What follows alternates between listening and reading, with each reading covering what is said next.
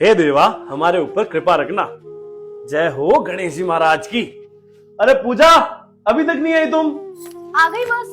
क्या आ गई? मैं कब से तुम्हारा इंतजार कर रहा हूं। मैंने आरती भी कर ली। ये देख, वकील साहब का फोन भी आ गया। हाँ वकील साहब, अरे बस 5 मिनट में पहुंच रहे हैं। मगर एक बात का ध्यान रखना, सारे भाइयों में हिस्सा बराबर होना चाहिए। 1 इंच और 1 पैसा भी किसी को ज्यादा नहीं मिलना चाहिए।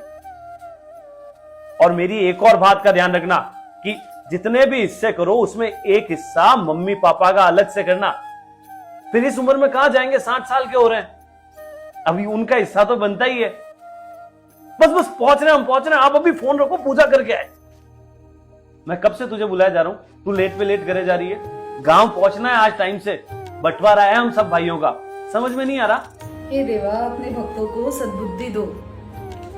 और हाँ, अच्छा ही हो कि आज मैं आपको लेट और ज्यादा करूं, ताकि हम टाइम से गांव ना पहुंचे और आप भाइयों का बंटवारा भी ना हो। मतलब तुम चाहती क्या हो, हमें हमारा हिस्सा नहीं मिले? नहीं नहीं, लो ना आप बेशर्मों की तरह अपना हिस्सा, पर इन सब चीजों से मुझे दूर ही रखो। इसमें मेरी क्या गलती है? मैं बेशर्म क्यों? सारे भाई अपना हिस्सा करा रहे हैं, वो बेशर्म नहीं है? सारे भाई कुएं में कूदेंगे तो क्या आप भी जाकर कूदोगे? और बेशर्म में सिर्फ आपको नहीं, सारे भाइयों को कह रही हूँ कि माँ बाप के जीते जी उनकी कमाई का हिस्सा बांटने चले हो। शर्म आनी चाहिए आप लोगों को। शर्म क्यों आनी चाहिए? हम एक हिस्सा मम्मी पापा को भी तो दे रहे हैं, ताकि उन्हें किसी भाई के भरोसे ना रहना पड़े। शाबाश। बुढ़ापे में जिन माँ बाप को आप लोगों की सेवा की जरूरत है, उन्हें एक हिस्सा देकर छुटकारा पाना चाहते हो। और हिस्सा भी किस में से? उनकी कमाई हुई संपत्ति में से। बड़ी घटिया सोच है आप लोगों की। तो तुम क्या चाहती हो? क्या करूं मैं? करना क्या है, ये हिस्सा करने दो अपने भाइयों को, और आप जाके मम्मी पापा को अपने घर लेके आओ। जिंदगी भर उन्हीं की सेवा करेंगे हम। इससे बड़ा हिस्सा हमारे लिए और कुछ हो ही नहीं सकता। यानी कि तुम चाहती हो कि मैं सारे भाइयों से हार मान लूं और चुपचाप बैठ जाऊं? इसमें हार मानने वाली कौन सी बात है? गणेश जी की पूजा करते हो और अपने आराध्य से इतना भी नहीं सीखा? क्या सीखूं इनसे?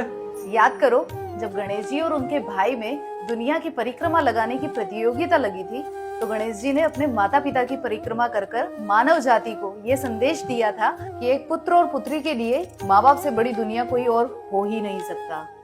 सही कह रही हो तुम। मैं पता नहीं कौन से लोभ में पड़ गया था। गणेश जी महाराज माफ करना। चल गांव चलते हैं, माता पिता को लेके आते हैं। बुढ़ापे में माता पिता को बच्चों के प्यार की जरूरत होती है, उनके सहारे की जरूरत होती है, ना किसी हिस्से की। और जिस हिस्से और संपत्ति के लिए आपस में इतने लड़ रहे हो, काश माता पिता के प्यार के लिए भी इतने लड़ लिए होते। राधे राधे।